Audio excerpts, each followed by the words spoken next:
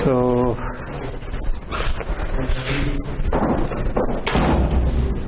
Okay, so last time हम कर रहे थे मल्टीप्लिकेशन, काफी हद तक हमने कर ली थी। क्विक सा रिव्यू कर लेते हैं उसका, और फिर नेक्स्ट टॉपिक पे चलते हैं। ऑल्दो मैं चाह रहा था कि पिछली क्लास में हो जाए, मगर दैट्स ओके। सो जब हमने पढ़े थे क्यू फॉर्मेट्स, और क्यू फॉर्मेट्स में हमने कहा था कि आपके पास पॉइंट हम अज्यूम कर लेते हैं। फॉर एग्जांपल अगर मैं कहूँ 2.7 या 1 2 3 4 5 6 7, तो इसका मतलब मैंने इस जगह पर पॉइंट अज्यूम कर लिया, ठीक है। और पॉइंट से आगे 2 बिट्स हैं और पॉइंट से पीछे 7 बिट्स हैं, 7 ही है, 1 2 3 4 5 6 है, चलो ये 7 कर देते हैं, ठीक है। तो इसको हम कहते हैं Q 2.7 फॉर्मेट, ठीक है।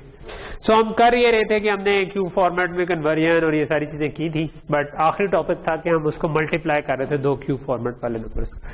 सो वो हमने देखा था कि जिस तरह हम, अगर मेरे पास एक नंबर हो 1.011 और इसको मैं मल्टीप्लाई करना चाहूँ 110.1 से, लेट से, तो जिस तरह हम नॉर्मल मल्टीप्लिकेशन करते थे बचपन में कि भाई इसको मल्टीप्लाई कर दें, फिर आप क्रॉस लगा दें, फिर इसको मल्टीप्लाई कर दें, 0 आ जाएगा, एंड सो ऑन। जो नेट रिजल्ट आएगा उसमें हम क्या करते थे, काउंट कर लेते थे कि पॉइंट से पीछे कितनी बिट्स आ रही हैं, और उसके बाद पॉइंट लगा देते थे। तो इस केस में 1 2 3 4 आ रही है, इसका मतलब 4 हो जाएगी।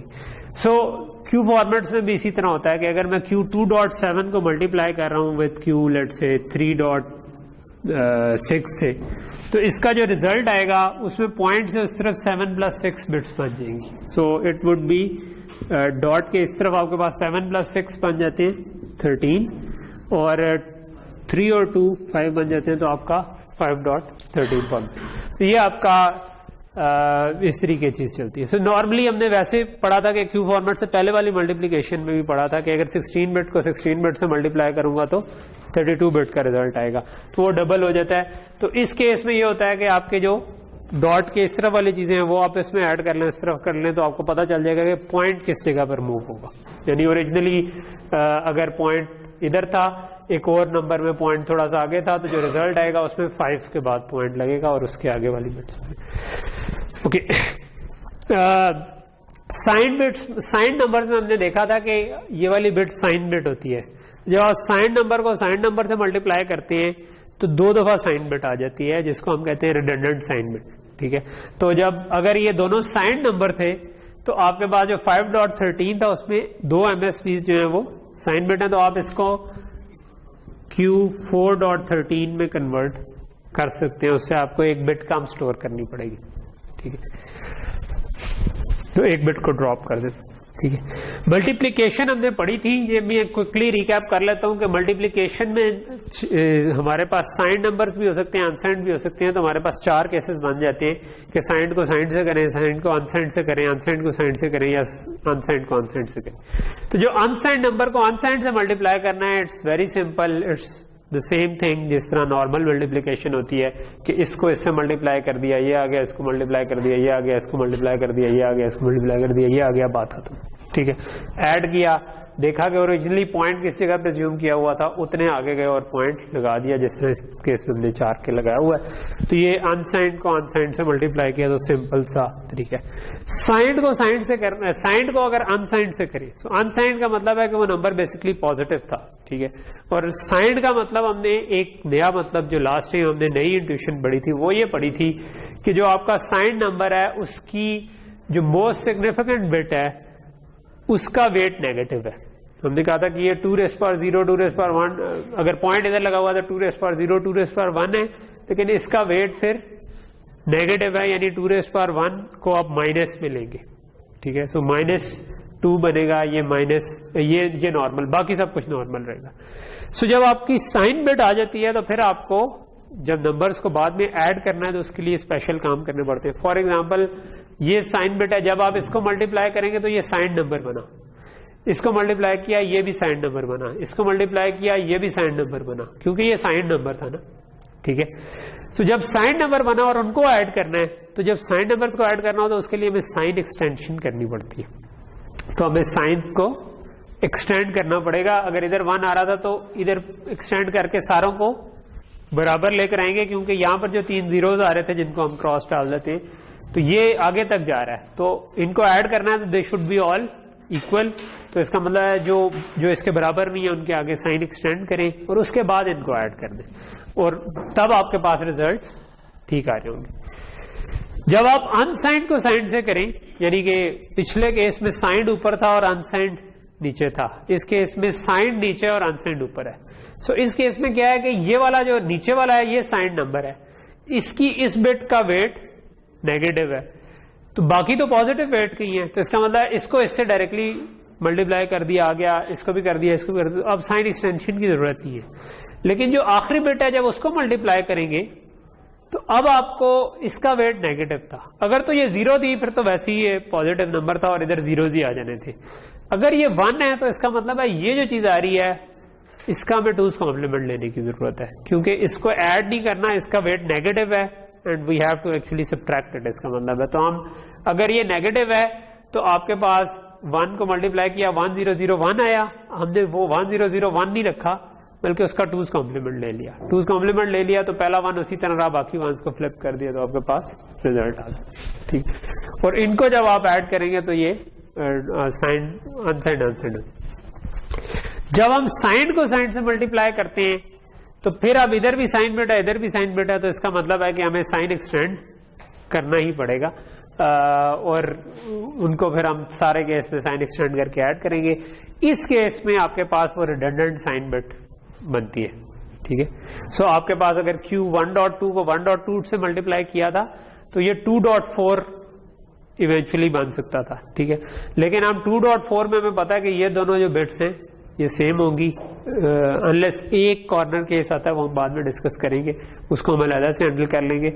तो जो आप -100 को 100 से अगर मल्टीप्लाई करें तो उसमें कॉर्नर केस आ जाता है। ठीक है, तो वो उस केस में ओवरफ्लो हो जाता है जिसको हम हैंडल दूसरे तरीके, अदरवाइज हमेशा रिडंडेंट साइन बिट आएगी और आप उसको ड्रॉप कर सकते हैं। तो इसलिए क्योंकि अगर आपने ये 3 बिट का था ये 3 बिट का था और रिजल्ट 6 बिट में लिखना था आपने अगर, तो आपने क्या किया, एक बिट ड्रॉप कर दी तो वो आपके पास 1.5 बन गया। लेकिन एक्चुअली उससे यहां पर कोई इंफॉर्मेशन ऐड नहीं हुई, actually 1.4 was sufficient for this. ठीक है, अगर आपने खुद चूज करने हो फॉर्मेट तो हम 1.5 के बजाय 1.4 चूज कर लेंगे, बिकॉज वी नो कि हमने इसको एक शिफ्ट किया है तो उस साइड से हमेशा 0 ही एंटर होता है, उसमें कोई इंफॉर्मेशन नहीं। Okay, so signed by signed की एग्जांपल हो गई, ये भी उसी तरह की एक और एग्जांपल है। 2.2 को 1.3 से मल्टीप्लाई किया तो आपके पास 3.5 नॉर्मली आना था, लेकिन हम क्योंकि शिफ्ट लेफ्ट कर देंगे तो ये 2.6 हो गया। अच्छा, कॉर्नर केस में मैं आपको बता रहा था कि अगर 100 को 100 से मल्टीप्लाई करें, यानी एमएसबी पे सिर्फ 1 हो, ठीक है, 3 बिट का ज्यादा बिट का भी हो, तो अगर एमएसबी पे 1 हो बाकी सारे 0 हो तो आपके पास रिजल्ट ये आ जाता है। ठीक है, इस केस में ये रिडंडेंट साइन बिट नहीं बनी, ये दोनों बिट्स एक दूसरे से फर्क होगी। ठीक है, यानी कि ये 0 आ रहा है तो ये 1 आ रहा है, अदरवाइज हमेशा यहाँ पे या तो 0 आ रहा होगा या 1 आ रहा होगा, एक चीज आप ड्रॉप उनमें से कर सकते होंगे। तो ये स्पेसिफिक केस है कि जिसमें लेट से ये 1.2 है तो हमने -1 को -1 से मल्टीप्लाई किया तो +1 आना था। ठीक है, तो अगर ये पूरी बिट्स में लिखें और 2 बिट पॉइंट के बाद हम 2 बिट्स रख दें तो ये +1 बन जाता है। ठीक है, लेकिन अगर मैं इसको लेफ्ट शिफ्ट करूंगा तो ये फिर -1 बन जाएगा, तो वो तो गलत हो जाएगा। ठीक है, तो उस केस में फिर हम इसको सैचुरेटेड मूवमेंट कर देते हैं कि हम रिडंडेंट बिट ड्रॉप कर देते हैं, लेकिन हम जो 1.5 में मैक्सिमम नंबर हो सकता था पॉजिटिव वो इसकी जगह पर रिप्लेस कर दें, जो कि ये हो सकता था कि इधर 100 से एक काम यानी 0 और ऑल 1s हो जाता अगर, तो विच वुड बी 0.9 समथिंग, जो अगर आप उसको। ठीक है, तो ये एक कॉर्नर केस बनता है जब आप साइन मल्टीप्लिकेशन। इसके अलावा किसी केस में ये नहीं होता कि यहां पर ये दोनों बिट्स डिफरेंट हैं, आप 2 नंबर्स को मल्टीप्लाई कर रहे हैं तो there will always be a redundant sign bit because of this कि यहां पर ये साइन बिट है, ये मैग्नीट्यूड को रिप्रेजेंट नहीं कर रही। ओके, नॉर्मली अगर आप सी में कोड लिख रहे हो ठीक है। सो नॉर्मली होता ये है कि मैंने आपको बताया था, हम मैटलैब में लिखते हैं, फिर सी में कन्वर्ट करते हैं और उसके बाद हार्डवेयर में लेके जाते हैं। तो इस कॉर्नर केस को हम अलहदा से हैंडल करते हैं, ठीक है। कि हम क्या करते हैं कि अगर मैंने मल्टीप्लायर बनाना है जो 216 बिट के नंबर्स को मल्टीप्लाई करता हो, तो हम पहले उन दोनों को मल्टीप्लाई कर लेते हैं और फिर हम उसके ऊपर चेक करते हैं कि क्या ये वैल्यू तो नहीं आ गई, ठीक है। अगर 16 को मल्टीप्लाई किया तो 32 बिट बन गई ना, 32 बिट बन गई तो वैल्यू अगर 100 थे सारे, तो आखिर में आपके पास 0 1 और ऑल जीरोस बनता था, ठीक है। तो अगर वो 0 1 और ऑल जीरोस होना तो वो हेक्साडेसिमल में बन जाएगा 4000, क्योंकि 0 1 0 0 4 होता है, उसके बाद सारे जीरोज हैं तो वो जीरोज हो गए, तो ये 400 बन गया। तो अगर एग्जैक्टली ये आ गया तो इसका मतलब है कि आपका ये वो वाला कॉर्नर केस है। इस केस में हम क्या करते हैं कि इसको रिडंडेंट बिट रिमूव कर देते हैं।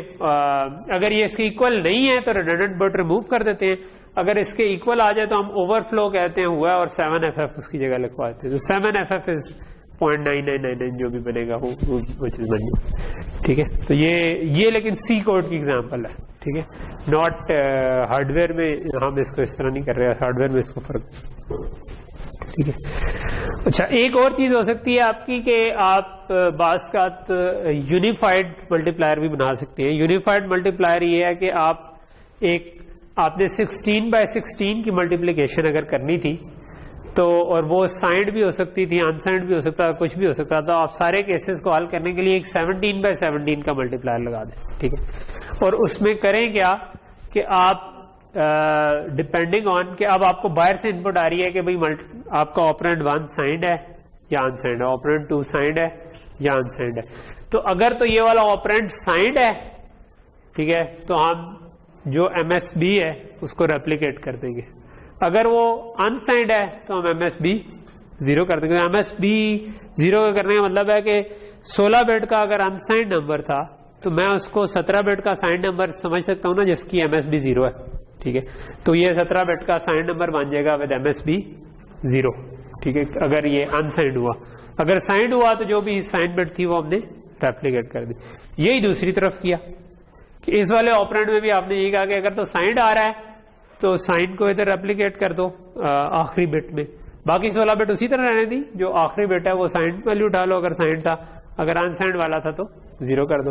नीचे आपने उन दोनों को मल्टीप्लाई किया, मल्टीप्लाई करने के बाद अब आपको पता है कि ये एक्चुअल में तो 16 बिट के नंबर से, तो जो रिजल्ट आ रहा है वो उसमें से 32 बिट्स आपकी वैलिड होंगी। उनमें आप चूज कर सकते हैं कि आपने जो 32 बिट निकालनी है उसमें शिफ्ट करना था या नहीं करना था, ठीक है। अगर तो आपके पास साइंड को साइंड से मल्टीप्लाई करें, सिर्फ उस केस में हमने उसको लेफ्ट शिफ्ट देना था, ठीक है। तो ये वो वाली लॉजिक लगी हुई है कि नॉर्मली आप 31 डाउन टू 0 ही उठा लो, लेकिन अगर मैं जो वो वाला केस है जिसके अंदर हमने जो दोनों साइंड नंबर अगर होते तो उस केस में हम क्या करेंगे कि इसको एक शिफ्ट कर देंगे कि 30 डाउन टू 0 लगा के, यानी 31 बिट उठाई और एक सिफर पीछे, यानी लेफ्ट शिफ्ट की ये लॉजिक लगी हुई। तो ये केस क्या बनता है कि अगर पहला ऑपरेंड भी साइंड है और दूसरा ऑपरेंड भी साइंड है, ठीक है, तो और आपने इंटीजर या फ्रैक्शनल में आपने इधर लिखा होगा कि फ्रैक्शनल मल्टीप्लिकेशन अगर हो रही है तब, ठीक है, ये तब ट्रू है जिस वक्त हम फ्रैक्शनल मल्टीप्लिकेशन कर रहे हो, तो तब बेसिकली हमने ये काम करना है कि अगर दोनों साइड है तो उसकी कॉर्नर केस को ड्रॉप कर दो, ठीक। यहां पर लिखा हुआ ये चीज कि इंटीजर 0 है, फ्रैक्शनल, और अगर फ्रैक्शनल मल्टीप्लिकेशन हो, ठीक।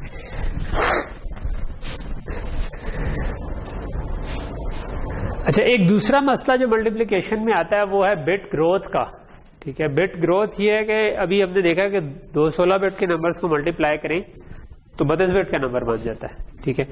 तो अगर कोई रिकर्सिव सिस्टम है जिसमें आप पिछली वैल्यू yn-1 पुरानी वैल्यू थी उसको किसी से मल्टीप्लाई कर रहे हैं, उसमें कुछ ऐड कर रहे हैं और नई वैल्यू आ रही है, तो अगले साइकिल में इसको मल्टीप्लाई करना होगा। तो 16 बिट को 16 से किया तो ये 32 का बन गया, फिर 32 को 16 से किया तो ये 48 का बन गया, फिर 48 को 16 से किया 64। तो ये तो इटरेशन चलती जा रही है, तो ये बढ़ता जा रहा है, ठीक है। तो हम हार्डवेयर इस तरह से तो नहीं बना सकते, मतलब बना सकते हैं अगर 2-3 दफा ये काम करना हो, लेकिन अगर इमेजिन कि अगर हमने 50 दफा करना हो ठीक है, तो वो तो फिर हमारा एफ पीछे बेचारे की तो वॉट लग जाएगी, तो फिर क्या करें, ठीक है। सो इसके लिए ना नॉर्मली होता ये है कि आपका एक बहुत पॉपुलर फॉर्मेट है जिसको हम कहते हैं 1.15, ठीक है। सो 1.15 में अगर हम चीजों को रख लेना तो उसमें एक हम काम और कर सकते हैं, ठीक है। कामरान जरा बोर्ड की तरफ आ जाए। सो अगर 1.15 फॉर्मेट मैंने रखा हुआ है 16 बिट के हिसाब से मैं कह रहा हूं, अदरवाइज इसको बढ़ा भी सकते हैं, ठीक है। तो ये आप 16 बिट में 1.15 का मतलब है कि इसमें जो होगी ना -1 से 1 तक नंबर आ सकते हैं। एक्चुअली 1 नहीं आ सकता, 1 के बजाय 0.99 समथिंग जो भी बन रहा होगा, ठीक है। जब आप -1 से 1 के दरमियान रहते हैं तो आप उसको किसी -1 से 1 वाले नंबर से मल्टीप्लाई भी कर दें तो रिजल्ट -1 से 1 के दरमियान ही रहेगा, ठीक है। तो नॉर्मली अगर आप 1.15 को 1.15 से मल्टीप्लाई करें और दोनों साइन नंबर हैं तो आपके पास क्या बनना था 2.30। अगर दोनों साइन है तो इनमें से हमने इसको लेफ्ट शिफ्ट करना था तो ये 1.31 बन जाना था। जो LSBs हैं वो तो पॉइंट के बाद 0000 के बाद जो वैल्यूज आ रही है वो है, तो हम उनको अब इग्नोर कर सकते हैं कि हम कहें कि यार इसको इसमें से 1.15 उठा लो और बाकी की 31 बिट्स है ना उनको, बाकी की जो 15 बिट बनती हैं उनको डिस्कार्ड कर दो। तो इस तरह की मल्टीप्लीकेशन में क्या हुआ कि 1.15 को 1.15 से मल्टीप्लाई किया तो रिजल्ट भी 1.15 में आ गया, ठीक है। तो ये एक आपका मसला हल हो जाता है कि जब आप 1.15 में रख रहे हैं, ठीक है। अगर इसके बजाय मैंने 2.14 को 2.14 से किया होता तो वो 4.30 समथिंग में, उसमें इंटीजर पार्ट को मैं नहीं उड़ा सकता उस तरह। तो नॉर्मली हम सिस्टम को ये करते हैं कि हम 0 से 1 के दरमियान इनपुट्स देते हैं और उधर से फिर सिस्टम लेके चलते हैं। तो ये फॉर्मेट्स फिर अगर रिकर्सिव सिस्टम भी बीच में आ रहा है तो हमारे कंट्रोल में रहते हैं। हाँ जी, तो हम नॉर्मली करते यही है ना कि इनपुट कहाँ से आ रही होती है। अक्सर लट से कोई कम्युनिकेशन सिस्टम है तो हम ADC से सैंपल उठा रहे हैं, तो एनालॉग टू डिजिटल कन्वर्टर से जो सैंपल आ रहे होते हैं ना उनको हम अमूमन उसमें हमारे ऊपर होता है कि हम उस नंबर को क्या अज्यूम करें। जो 12 बिट का या 16 बिट का नंबर आ रहा है तो अगर मैं उसको चाहूं तो मैं अज्यूम कर लूंगा ये 1.15 में ही है, ठीक है। अगर 16 बिट का नंबर आ रहा है क्योंकि उसकी पहले से कोई पैटर्न नहीं है कि उसको मैं जरूर उसका पॉइंट किधर अज्यूम करूं। सो पॉइंट 1.15 में अज्यूम करना या 16.0 अज्यूम करना जो नॉर्मल इंटीजर होता है उसमें फर्क सिर्फ स्केलिंग का है ना कि 2⁻16 से चीज मल्टीप्लाई हुई है या नहीं हुई, ठीक है। तो हम इसको अज्यूम कर लें अगर 1.15 में और आगे से उधर से चलाना शुरू करें तो नॉर्मली हम यही करते हैं कि हम उसे 1.15 अज्यूम करते हैं और आगे कैलकुलेशन करते हैं। कहीं पे आगे जाएंगे मल्टीप्लीकेशन आएगी, लेट से पाई से मल्टीप्लाई करें, सो अब पाई 1.15 में नहीं आ सकता। सो पाई जो होगा वो कम से कम 3 डॉट समथिंग में आएगा। सो जब 3 डॉट समथिंग से मल्टीप्लाई होगा तो चेंज। सो नॉर्मली जब ऐसी मल्टीप्लीकेशन होती है तो उसको वापस आप पाई से मल्टीप्लाई करेंगे तो आगे कोई और कंप्यूटेशन ऐसी होगी जो उसको वापस 1.15 में ले जाएगी, ठीक है।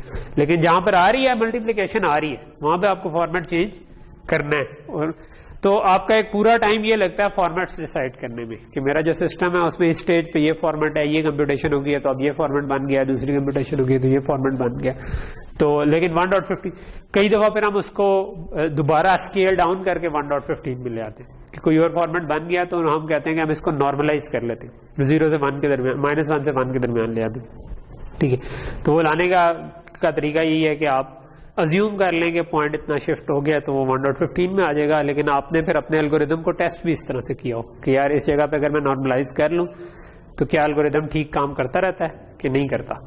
तो वो इस तरीके से चल रहे होते हैं। अच्छा, तो एक तो ये बात मैंने आपको बता दी कि 1.15 का फायदा है कुछ, ठीक है। दूसरी एक चीज ये है कि मल्टीप्लीकेशन से तो हमें पता है कि क्या रिजल्ट बनता है, एडिशन से भी हमें पता है। आपने अगर एस्टिमेट करना हो कि कितनी बिट्स किसी भी कैलकुलेशन के बाद मुझे क्या फॉर्मेट रखना है तो उसके लिए ये जो फॉर्मूला जो कि अच्छा नजर नहीं आ रहा वो मैं बोर्ड पे लिख देता हूं कि आपका जो y ऑफ n है ना इसकी absolute value is less than equal to square root of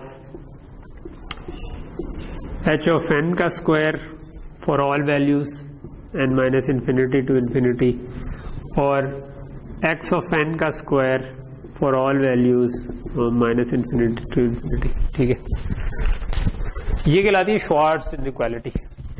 ठीक है, अगर आपका एलटीआई सिस्टम है, एलटीआई सिस्टम आप सारे समझते होंगे, लीनियर टाइम इनवेरिएंट सिस्टम, जो कि आपने सिग्नल सिस्टम या डीएसपी दोनों कोर्सेज में देखा होगा। सो उसमें अक्सर हम सिस्टम्स जो है ना, एक आपका ये एक्स ऑफ एन आप इनपुट अज्यूम कर रहे होते हैं और एच ऑफ एन आपका सिस्टम का इम्पल्स रिस्पॉन्स होता है। ठीक है, सो इम्पल्स रिस्पॉन्स आपके पास हो तो आपके पास समझे पूरा सिस्टम ये है कि आप वो पूरी कंप्यूटेशन इम्पल्स रिस्पॉन्स के साथ कन्वॉल्व करके निकाल सकते हैं। ठीक है, तो जो y ऑफ n है ना, इट्स ऑलवेज लेस देन के मैं h ऑफ n, ये लिखा तो हमने माइनस इन्फिनिटी से इन्फिनिटी हुआ है, लेकिन प्रैक्टिकल सिस्टम्स में आपके पास अगर एक फिल्टर है लेट से, तो वो 15 टैप का, 20 टैप का, 200 टैप्स का, कोई उसके टैप्स होंगे ना कि कितने टैप्स बनते हैं जिनसे मिलके बन, तो उन सब को स्क्वायर करके अगर मैं ऐड कर दूं, ठीक है, और इनपुट को भी स्क्वायर करके ऐड कर लूं, ठीक है, तो उसका जो स्क्वायर रूट बनता है इनको मल्टीप्लाई करके, उसका जो भी फॉर्मेट होगा ना, वो y ऑफ n के लिए सफिशिएंट होगा। So you can always find out कि मेरी आउटपुट के लिए, अगर एलटीआई सिस्टम है तो वी कैन फाइंड आउट कि मेरी आउटपुट के लिए क्या फॉर्मेट का, सिंपल कंप्यूटेशन में तो हम मल्टीप्लाई किया तो हमें वैसे ही पता है, लेकिन जो थोड़ी सी कॉम्प्लेक्स कंप्यूटेशन है, जिस तरह कन्वोल्यूशन है, सो कन्वोल्यूशन में हम इस तरीके से निकाल सकते हैं, ठीक है, कि हमारे एलटीआई सिस्टम का क्या रिस्पॉन्स होगा। अगर मैं किसी तरह ये इंश्योर कर लूं कि ये 1 है, ठीक है, अगर मैं किसी तरह ये इंश्योर कर लूं कि एच ऑफ एन का सारे जो इम्पल्स रिस्पॉन्स को स्क्वायर करके ऐड करूं तो वो 1 आ जाता है, तो इसका मतलब है कि ये फिर एक्स पे डिपेंड कर होगा, तो जो एक्स का आपका फॉर्मेट बनेगा वो हो सकता है वही आपका वाई का फॉर्मेट बन जाए। तो ये आप फिल्टर डिजाइन करते हुए फिर अमूमन ये कोशिश कर रहे होते हैं कि उनके सम ऑफ स्क्वायर्स जो है ना वो 1 आ जाए, ठीक है।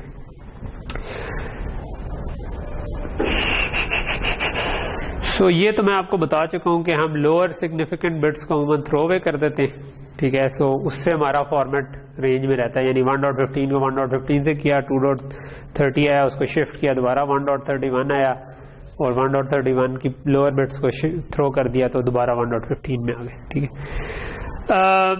कई दफा हम चाहते हैं कि हम ट्रंकेट के बजाय राउंड ऑफ करें, जो मैंने आपको बताया था थ्रो अवे करने का मतलब है हमने ट्रंकेट कर दिया, उससे पीछे वाली बिट्स को कर दी।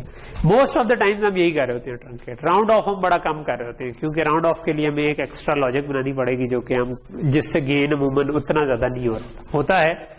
तो राउंड ऑफ क्या होता है कि भाई अगर 3.726 लिखा है तो इसको राउंड ऑफ अगर करें तो 3.73 करना चाहेंगे हम, बजाय इसके कि हम अगर डेसिमल में होते तो 6 को थ्रो अवे कर दें तो ये 3.72 बन जाएगा, ठीक है। So 3.73 is a better approximation of 3.726 than 3.73, ठीक है। तो उसको अगर आप हार्डवेयर में करना चाहें तो आप क्या करेंगे कि जिस जगह से आपने ट्रंकेट करना है, लेट से इससे पीछे वाली बिट्स आप उड़ाना चाह रहे थे, उसमें एक 1 ऐड कर दें, ठीक है।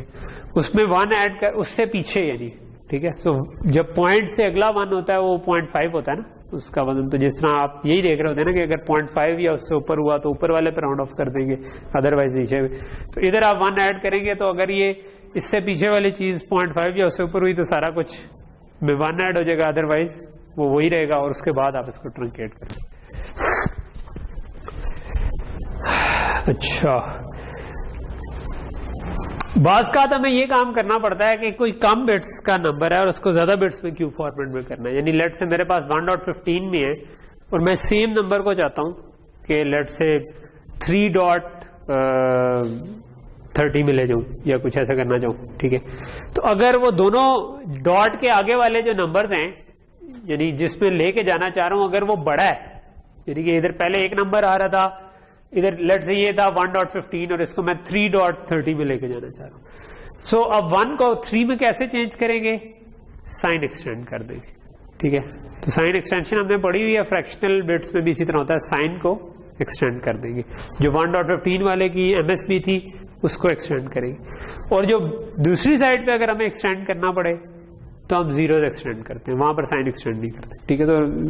तो आपके पॉइंट से उस तरफ हम हमेशा जीरोस एक्सटेंड कर रहे होते हैं, पॉइंट हो या ना हो, एनी केस दोनों, क्योंकि पिछले केस भी हमने देखे जब भी हम छोटे नंबर को बड़े नंबर में लेके जाते हैं तो अगर साइन नंबर है तो एमएसबी साइड पर हम साइन एक्सटेंड करते हैं, अगर एलएसबी साइड पे कुछ डालना हो तो हम हमेशा जीरो ओपन करते हैं। अच्छा, एक छोटी सी आखिरी चीज इस चैप्टर की रह गई, वो ये थी टूज कॉम्प्लीमेंट की एक प्रॉपर्टी है जो हमने जब टूज कॉम्प्लीमेंट नंबर रिवाइज किए थे तो पढ़े थे कि टूज कॉम्प्लीमेंट आप नंबर्स आपको ये इंश्योर करते हैं कि इफ आपको ये श्योर है कि आपका इवेंचुअल जो रिजल्ट आ रहा है वो आपके फॉर्मेट की रेंज में रहेगा, तो इंटरमीडिएट एडिशन मल्टीप्लिकेशन में अगर आप रेंज से बाहर भी निकल गए तो स्टिल आपका रिजल्ट ठीक आ जाएगा। जैसे हमने एंगल की नॉलेज देखी थी ना कि जिस तरह हम एंगल में 360 से ऊपर चले जाते हैं और फिर वापस आ जाते हैं, तो हमने टूज कॉम्प्लीमेंट को उस तरह सर्कल में पढ़ा था कि अच्छा इस तरह बाहर निकल के वापस आ गए, बट अगर इफ वी आर श्योर कि एंड रिजल्ट जो है वो अंदर आ जाएगा आपके फॉर्मेट के अंदर, तो फिर आपको वरी करने की जरूरत नहीं है कि दरमियान में ओवरफ्लो हुआ या नहीं हुआ, क्योंकि दरमियान में ओवरफ्लो हुआ भी और वो वापस आ गया तो इंटरमीडिएट ओवरफ्लो को ये खुद ब खुद कैंसिल आउट हो जाता है। इसकी हमने एग्जांपल भी।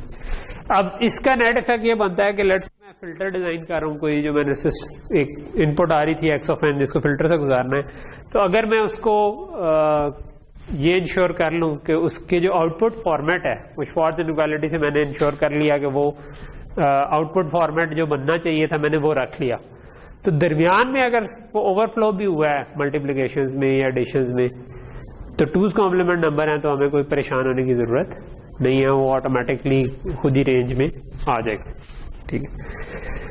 ओके, सो इससे आगे कुछ एडवांस डिजाइन के टॉपिक थे जो हम छोड़ देते हैं। सो दिस वाज चैप्टर 3, इसके बाद आइडियली चैप्टर 4 पे जाना चाहिए था लेकिन मैं चैप्टर 5 पे जा रहा हूँ पहले, ठीक है। ये जो बुक थी जो डॉक्टर शुएब वाली जो मैंने आप लोगों को रेफर की थी, कमरान इसको यहाँ पर रोक के मेरा ख्याल है अगले वाला स्टार्ट से बना दो क्योंकि वो डिफरेंट टॉपिक है, ठीक है।